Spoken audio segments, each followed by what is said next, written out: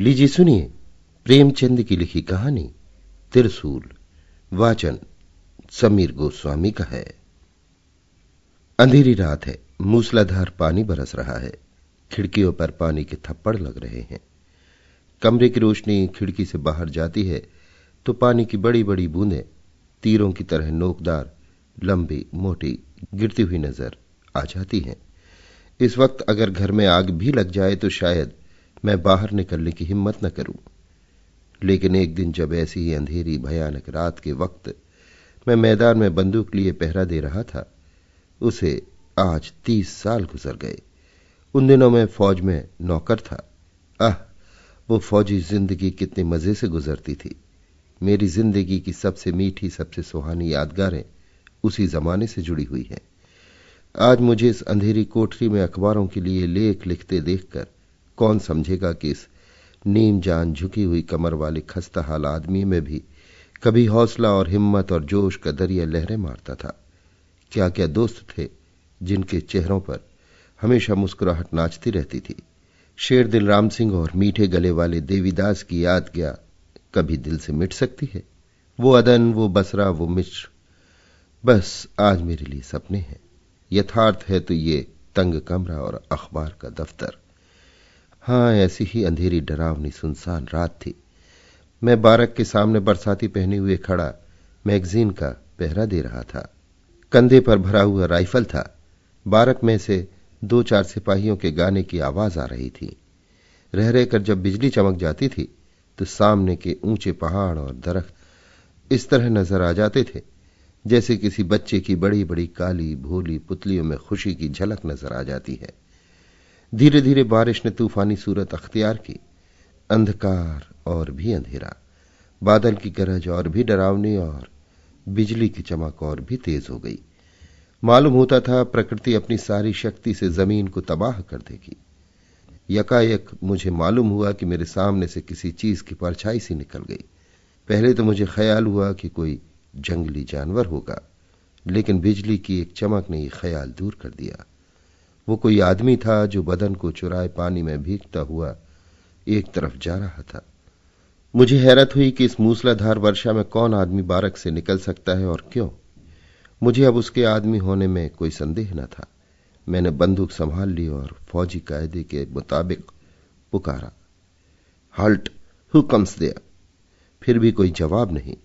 कायदे के मुताबिक तीसरी बार ललकारने पर अगर जवाब न मिले तो मुझे बंदूक दाग देनी चाहिए थी। इसलिए मैंने बंदूक हाथ में लेकर खूब जोर से कड़क कर कहा, हॉल्ट, हु कम्स देयर? जवाब तो अब के भी न मिला, मगर वो परछाई मेरे सामने आकर खड़ी हो गई। अब मुझे मालूम हुआ कि वो मर्द नहीं औरत है। इसके पहले कि मैं कोई सवाल करूं उसने कहा, संतरी, खुदा के लिए चुप रहो, मैं हूं लुईसा।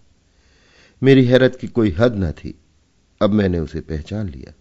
वो हमारे कमांडिंग ऑफिसर की बेटी लुईसा ही थी। मगर इस वक्त इस मूसलाधार मेह और इस घटाटोप अंधेरे में वो कहां जा रही है? बारक में 1000 जवान मौजूद थे जो उसका हुक्म पूरा कर सकते थे। फिर वो नाजुक बदन औरत इस वक्त क्यों निकली और कहां के लिए निकली? मैंने आदेश के स्वर में पूछा, तुम इस वक्त कहां जा रही हो? लुईसा ने विनती के स्वर में कहा, माफ करो संतरी, ये मैं नहीं बता सकती और तुमसे प्रार्थना करती हूं ये बात किसी से न कहना। मैं हमेशा तुम्हारी एहसानमंद रहूंगी। ये कहते कहते उसकी आवाज इस तरह से कांपने लगी जैसे किसी पानी से भरे हुए बर्तन की आवाज। मैंने उसी सिपहियाना अंदाज में कहा, यह कैसे हो सकता है? मैं फौज का एक अदना सिपाही हूं, मुझे इतना अख्तियार नहीं। मैं कायदे के मुताबिक आपको अपने सार्जेंट के सामने ले जाने के लिए मजबूर हूं, लेकिन क्या तुम नहीं जानती कि मैं तुम्हारी कमांडिंग अफसर की लड़की हूं? मैंने जरा हंसकर जवाब दिया, अगर मैं इस वक्त कमांडिंग अफसर साहब को भी ऐसी हालत में देखूं तो उनके साथ भी मुझे यही सख्ती करनी पड़ती। कायदा सबके लिए एक सा है और एक सिपाही को किसी हालत में उसे तोड़ने का अख्तियार नहीं है। ये निर्दय उत्तर पाकर उसने करुणा स्वर में पूछा, तो फिर क्या तदबीर है? मुझे उस पर रहम तो आ रहा था, लेकिन कायदों की जंजीरों में जकड़ा हुआ था। मुझे नतीजे का जरा भी डर न था। कोर्ट मार्शल या तनज्जुली या और कोई सजा मेरे ध्यान में न थी।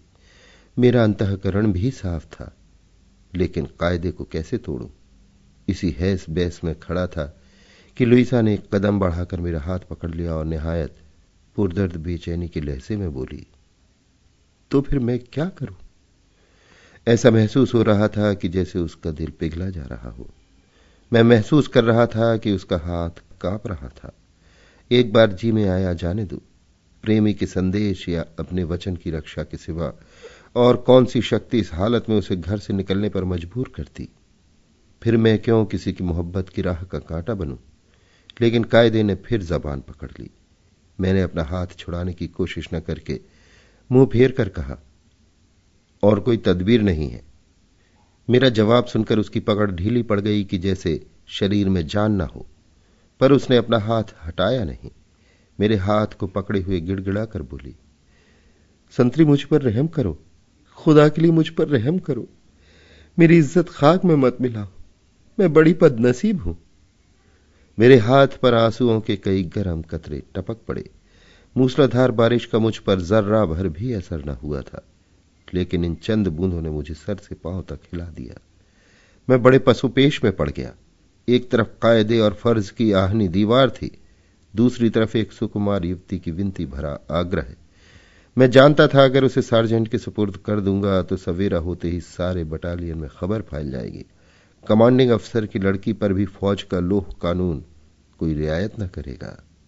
उसके बेरहम हाथ उस पर भी बेदर्दी से उठेंगे, खासकर लड़ाई के जमाने में। और अगर इसे छोड़ दूं तो इतनी ही बेदर्दी से कानून मेरे साथ पेश आएगा। जिंदगी खाक में मिल जाएगी।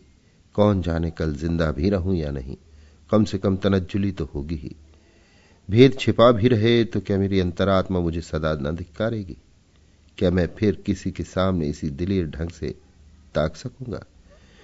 क्या मेरे दिल में हमेशा एक चोर सा न समाया रहेगा? लुईसा बोल उठी, संतरी। विनती का एक शब्द भी उसके मुंह से न निकला। वो अब निराशा की उस सीमा पर पहुंच चुकी थी जब आदमी की वाक शक्ति अकेले शब्दों तक सीमित हो जाती है। मैंने सहानुभूति के स्वर में कहा, बड़ा मुश्किल मामला है संतरी, मेरी इज्जत बचा लो। मेरे सामर्थ्य में जो कुछ है वो तुम्हारे लिए करने को तैयार हूं। मैंने स्वाभिमान पूर्वक कहा, मिस लुईसा, मुझे लालच न दीजिए। मैं लालची नहीं हूं। मैं सिर्फ इसलिए मजबूर हूं कि फौजी कानून को तोड़ना एक सिपाही के लिए दुनिया में सबसे बड़ा जुर्म है। क्या एक लड़की के सम्मान की रक्षा करना नैतिक कानून नहीं है? क्या फौजी कानून नैतिक कानून से भी बड़ा है? लुईसा ने जरा जोश में भरकर कहा। इस सवाल का मेरे पास क्या जवाब था? मुझे कोई जवाब न बन पड़ा। फौजी कानून अस्थायी परिवर्तनशील होता है, परिवेश के अधीन होता है। नैतिक कानून अटल और सनातन होता है, परिवेश से ऊपर। मैंने कायल होकर कहा, जाओ मिस लुईसा, तुम अब आजाद हो। तुमने मुझे लाजवाब कर दिया। मैं फौजी कानून तोड़कर इस नैतिक कर्तव्य को पूरा करूंगा, मगर तुमसे केवल यही प्रार्थना है कि आगे फिर कभी किसी सिपाही को नैतिक कर्तव्य का उपदेश न देना, क्योंकि फौजी कानून है। फौज किसी नैतिक आत्मिक या ईश्वरीय कानून की परवाह नहीं करता। लुईसा ने फिर मेरा हाथ पकड़ लिया और एहसान में डूबे हुए लहजे में बोली, संतरी, भगवान तुम्हें इसका फल दे। मगर फौरन उसे संदेह हुआ कि शायद ये सिपाही आइंदा किसी मौके पर ये भेद न खोल दे, इसलिए अपने और भी इत्मीनान के ख्याल से उसने कहा, मेरी आबरू अब तुम्हारे हाथ है। मैंने विश्वास दिलाने वाले ढंग से कहा, मेरी ओर से आप बिल्कुल इत्मीनान रखिए।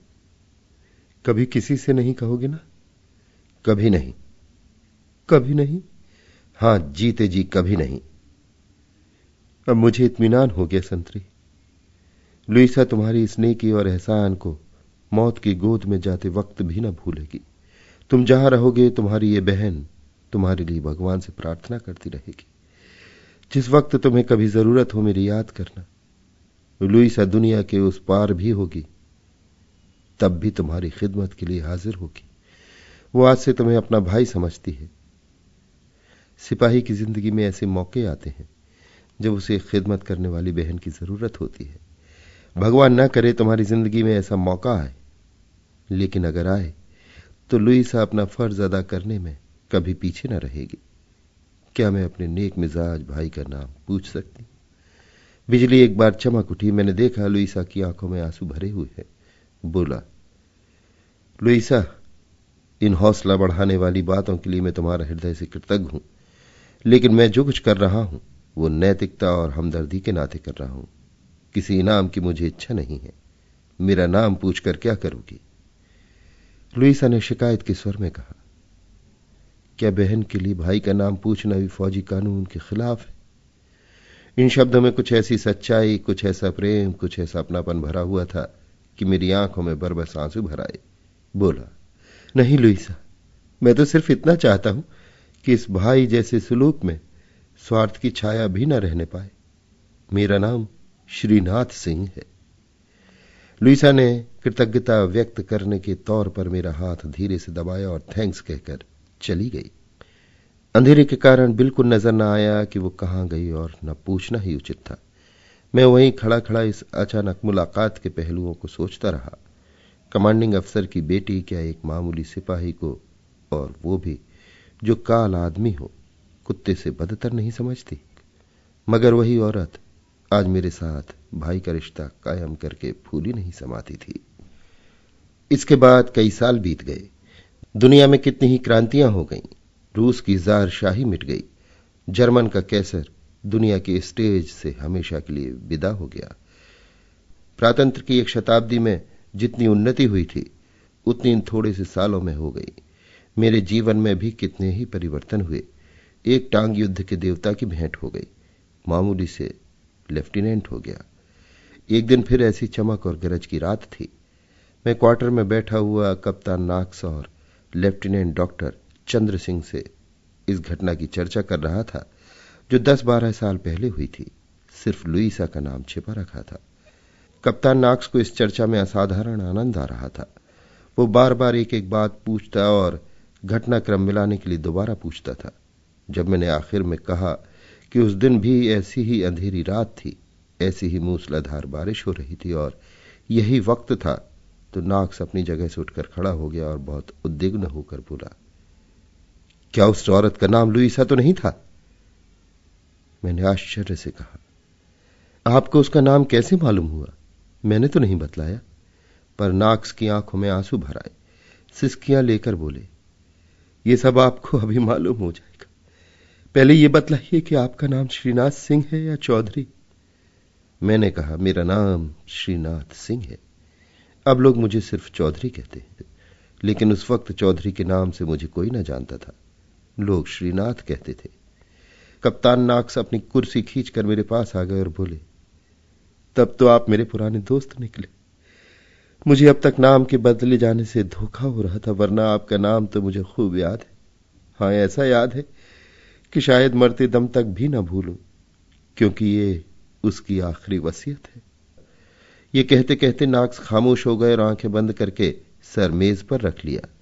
मेरा आश्चर्य हर क्षण बढ़ता जा रहा था और लेफ्टिनेंट डॉक्टर चंद्र सिंह भी सवाल भरी नजरों से एक बार मेरी तरफ और दूसरी बार कप्तान नाक्स के चेहरे की तरफ देख रहे थे। 2 मिनट तक खामोश रहने के बाद कप्तान नाक्स ने सर उठाया और एक लंबी सांस लेकर बोले, क्यों लेफ्टिनेंट चौधरी, तुम्हें याद है एक बार एक अंग्रेज सिपाही ने तुम्हें बुरी गाली दी थी? मैंने कहा, हां, खूब याद है। वो कारपोरल था। मैंने उसकी शिकायत कर दी थी और उसका कोर्ट मार्शल हुआ था। वो कारपोल के पद से गिरकर मामूली सिपाही बना दिया गया था। हाँ, उसका नाम भी याद आ गया, क्रिप या क्रुप। कप्तान नाक्स ने बात काटते हुए कहा, किरपिन। उसकी और मेरी सूरत में आपको कुछ मेल दिखाई पड़ता है? मैं ही वो किरपिन हूं। मेरा नाम सी नाक्स है। किरपिन नाक्स। जिस तरह उन दिनों आपको लोग श्रीनाथ कहते थे, उसी तरह मुझे भी किरपिन कहा करते थे। अब जो मैंने गौर से नाक्स की तरफ देखा तो पहचान गया। बेशक वो किरपिन ही था। मैं आश्चर्य से उसकी ओर ताकने लगा।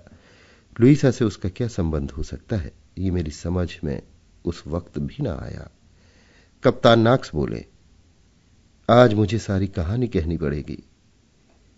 लेफ्टिनेंट चौधरी, तुम्हारी वजह से जब मैं कारपोल से मामूली सिपाही बनाया गया और जिल्लत भी कुछ कम ना हुई, तो मेरे दिल में ईर्ष्या और प्रतिशोध की लपटें सी उठने लगी। मैं हमेशा इसी फिक्र में रहता था कि किस तरह तुम्हें जलील करूं, किस तरह अपनी जिल्लत का बदला लूं। मैं तुम्हारी एक एक हरकत को, एक एक बात को ऐब ढूंढने वाली नजरों से देखा करता था। इन 10-12 सालों में तुम्हारी सूरत बहुत कुछ बदल गई और मेरी निगाहों में भी कुछ फर्क आ गया है, जिसके कारण मैं तुम्हें पहचान न सका।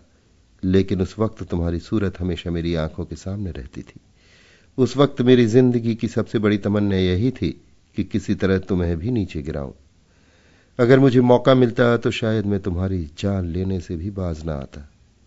कप्तान नाक्स फिर खामोश हो गए। मैं और डॉक्टर चंद्र सिंह टकटकी लगाए कप्तान नाक्स की तरफ देख रहे थे। नाक्स ने फिर अपनी दास्तान शुरू की। उस दिन रात को जब लुईसा तुमसे बातें कर रही थी, मैं अपने कमरे में बैठा हुआ तुम्हें दूर से देख रहा था। मुझे उस वक्त मालूम था कि वो लुईसा है। मैं सिर्फ ये देख रहा था कि तुम पहरा देते वक्त किसी औरत का हाथ पकड़े उससे बातें कर रहे हो। उस वक्त मुझे जितनी पाजीपन से भरी हुई खुशी हुई वो बयान नहीं कर सकता। मैंने सोचा अब इसे जलील करूंगा। बहुत दिनों के बाद बच्चा फंसे है, अब किसी तरह न छोड़ूंगा। ये फैसला करके मैं कमरे से निकला और पानी में भीगता हुआ तुम्हारी तरफ चला। लेकिन जब तक मैं तुम्हारे पास पहुंचूं, लुईसा चली गई थी। मजबूर होकर मैं अपने कमरे में लौट आया, लेकिन फिर भी निराश न था।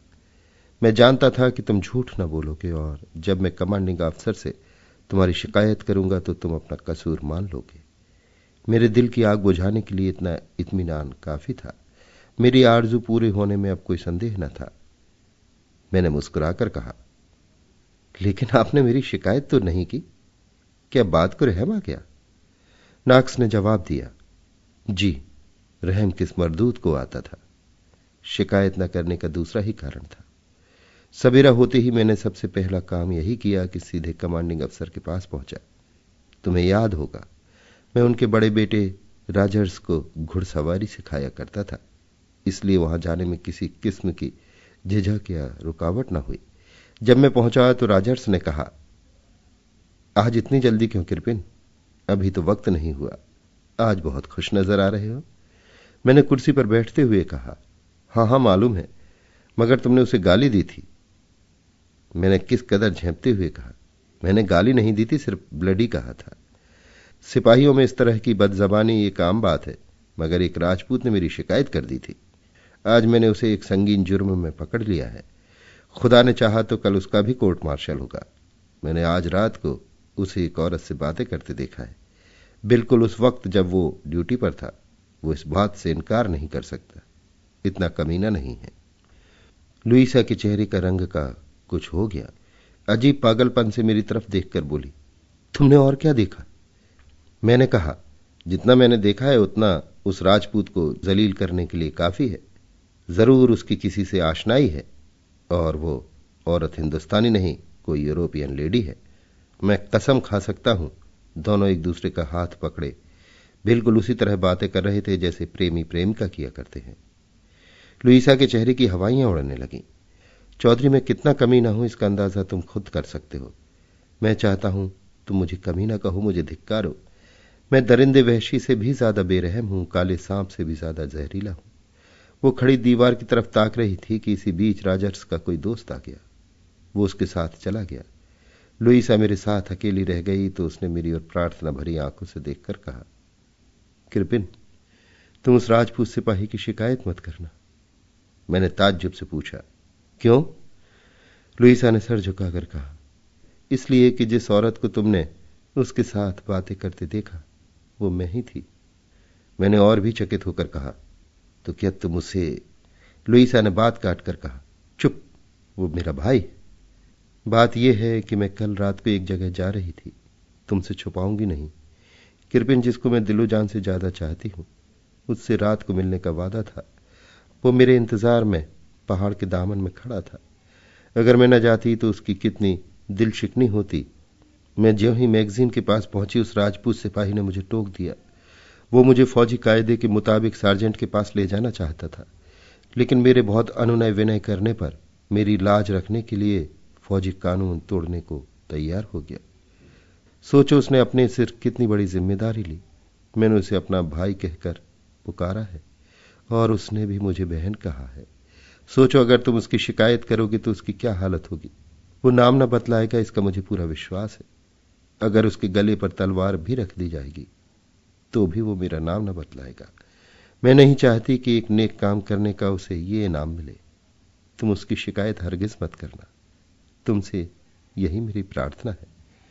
मैंने निर्दय कठोरता से कहा, उसने मेरी शिकायत करके मुझे जलील किया है। ऐसा अच्छा मौका पाकर मैं उसे छोड़ना नहीं चाहता। जब तुमको यकीन है कि वो तुम्हारा नाम नहीं बतलाएगा तो फिर उसे जहन्नुम में जाने दो। लुईसा ने मेरी तरफ घृणापूर्वक देखकर कहा, चुप रहो कृपिन, ऐसी बातें मुझसे न करो। मैं कभी गवारा न करूंगी कि मेरी इज्जत आबरू के लिए उसे जिल्लत और बदनामी का निशाना बनना पड़े। अगर तुम मेरी न मानोगे तो मैं सच कहती हूं, मैं खुदकुशी कर लूंगी। उस वक्त तो मैं सिर्फ प्रतिशोध का प्यासा था, अब मेरे ऊपर वासना का भूत सवार हुआ। मैं बहुत दिनों से दिल में लुईसा की पूजा किया करता था, लेकिन अपनी बात कहने का साहस न कर सकता था। अब उसको बस में लाने का मुझे मौका मिला। मैंने सोचा अगर ये उस राजपूत सिपाही के लिए जान देने को तैयार है तो निश्चय ही मेरी बात पर नाराज नहीं हो सकती। मैंने उसी निर्दय स्वार्थपरता के साथ कहा, मुझे सख्त अफसोस है मगर अपने शिकार को नहीं छोड़ सकता। लुईसा ने मेरी तरफ बेकस निगाहों से देखकर कहा, यह तुम्हारा आखिरी फैसला है? मैंने निर्दयी निर्लज्जता से कहा, नहीं लुईसा, यह आखिरी फैसला नहीं है। तुम चाहो तो उसे तोड़ सकती हो, यह बिल्कुल तुम्हारे इम्कान में है। मैं तुमसे कितनी मोहब्बत करता हूं यह आज शायद तुम्हें मालूम ना हो, मगर इन 3 सालों में तुम एक पल के लिए भी मेरे दिल से दूर नहीं हुई। अगर तुम मेरी तरफ से अपने दिल को नर्म कर लो, मेरी मोहब्बत की कद्र करो, तो मैं सब कुछ करने को तैयार हूं। मैं आज एक मामूली सिपाही हूं और मेरे मुंह से मोहब्बत का निमंत्रण पाकर शायद तुम दिल में हंसती होगी, लेकिन एक दिन मैं भी कप्तान हो जाऊंगा और तब शायद हमारे बीच इतनी बड़ी खाई न रहेगी। लुईसा ने रोकर कहा, कृपिन तुम बड़े बेरहम हो। मैं तुमको इतना जालिम न समझती थी। खुदा ने क्यों तुम्हें इतना संग दिल बनाया? क्या तुम्हें एक बेकस औरत पर जरा भी रहम नहीं आता? मैं उसकी बेचारगी पर दिल में खुश होकर बोला, जो खुद संग दिल हो उसे दूसरों की संग दिली की शिकायत करने का क्या हक है?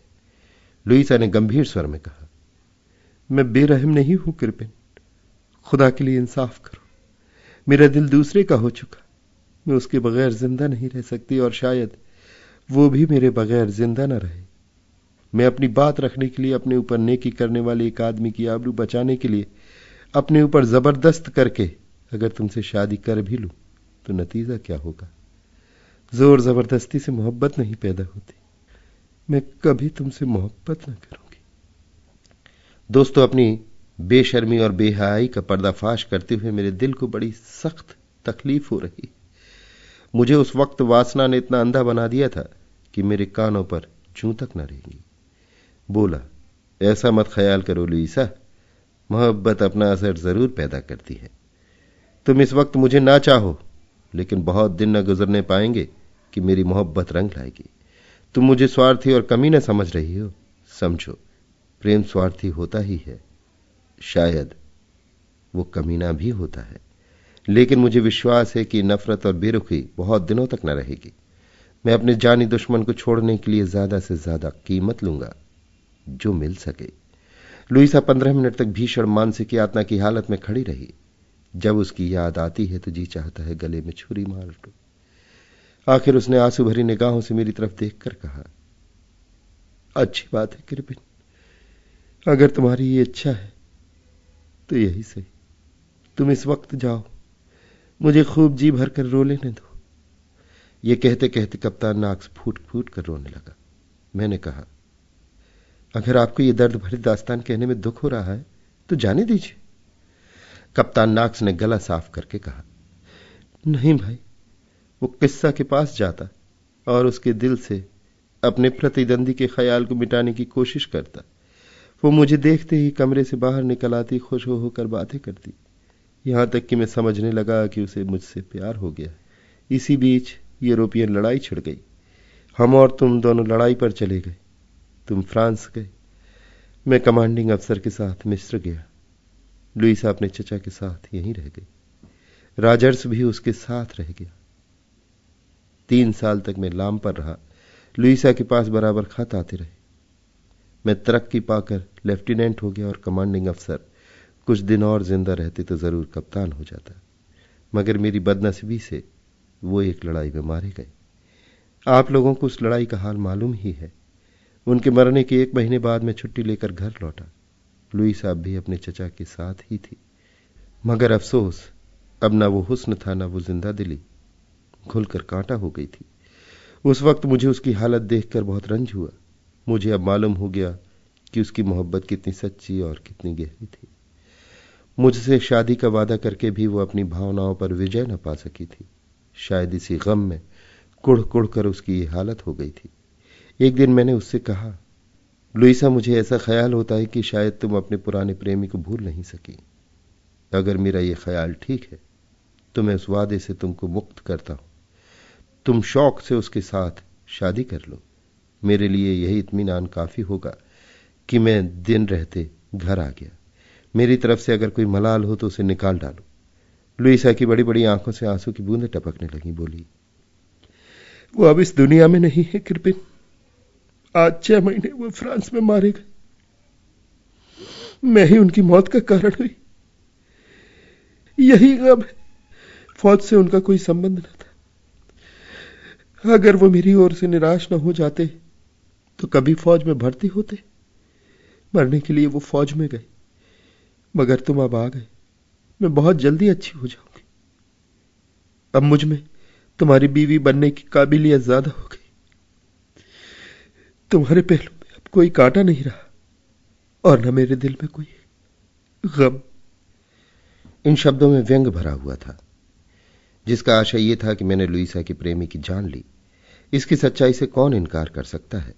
इसके प्रायश्चित की अगर कोई सूरत थी तो यही कि लुईसा की इतनी खातिरदारी, इतनी दिलजोई करूं, उस पर इस तरह नौछावर हो जाऊं कि उसके दिल से यह दुख निकल जाए। इसके 1 महीने बाद शादी का दिन तय हो गया। हमारी शादी भी हो गई। हम दोनों घर आए। दोस्तों की दावतें हुई, शराब के दौर चले। मैं अपनी खुशनसीबी पर फूला नहीं समाता था, और मैं ही क्यों, मेरे इष्ट मित्र सब मेरी खुशकिस्मत पर मुझे बधाई दे रहे थे। मगर क्या मालूम था तकदीर मुझे यह सब्ज बाग दिखा रही है। क्या मालूम था कि ये वो रास्ता है जिसके पीछे जालिम शिकारी का जाल बिछा हुआ है। मैं तो दोस्तों की खातिर तवाजों में लगा हुआ था। उधर लुईसा अंदर कमरे में लेटी हुई इस दुनिया से रुखसत होने का सामान कर रही थी। मैं एक दोस्त की बधाई का धन्यवाद दे रहा था कि रॉजर्स ने आकर कहा, कृपिन, चलो, लुईसा तुम्हें बुला रही है, जल्द। उसकी न जाने क्या हालत हो रही है। मेरे पैरों तले से जमीन खिसक गई। दौड़ता हुआ लुईसा के कमरे में आया। कप्तान नॉक्स की आंखों से फिर आंसू बहने लगे। आवाज फिर भारी हो गई। जरा दम लेकर उन्होंने कहा। अंदर जाकर देखा तो लुईसा कोच पर लेटी हुई थी। उसका शरीर ऐंठ रहा था। चेहरे पर भी उसी ऐंठन के लक्षण दिखाई दे रहे थे। मुझे देखकर बोली, कृपिन, मेरे पास आ जाओ। मैंने शादी करके अपना वचन पूरा कर दिया। इससे ज्यादा मैं तुम्हें कुछ और न दे सकती थी, क्योंकि मैं अपनी मोहब्बत पहले ही दूसरे की भेंट कर चुकी हूं। मुझे माफ करना, मैंने जहर खा लिया है और बस कुछ घड़ियों की मेहमान हूं। मेरी आंखों के सामने अंधेरा छा गया। दिल पर एक नश्तर सा लगा। घुटने टेक कर उसके पास बैठ गया। रोता हुआ बोला, लुईसा, ये तुमने क्या किया? हाय, क्या तुम मुझे धक्का देकर जल्दी चली जाओगी? अब क्या अब कोई तदबीर नहीं है? फौरन दौड़कर एक डॉक्टर के मकान पर गया, मगर जब तक उसे साथ लेकर आऊं, मेरी वफा की देवी सच्ची लुईसा हमेशा के लिए मुझसे जुदा हो गई थी।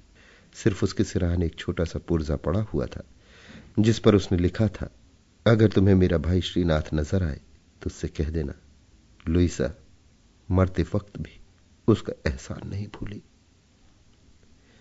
यह कहकर नॉक्स ने अपनी वास्केट की जेब से एक मखमली डिबिया निकाली और उसमें से कागज का एक पुर्जा निकालकर दिखाते हुए कहा, चौधरी, ये मेरे उस अस्थायी सौभाग्य की स्मृति है जिसे आज तक मैंने जान से ज्यादा संभाल कर रखा है। आज तुमसे परिचय हो गए होंगे, मगर शुक्र है कि तुम जीते जागते मौजूद हो।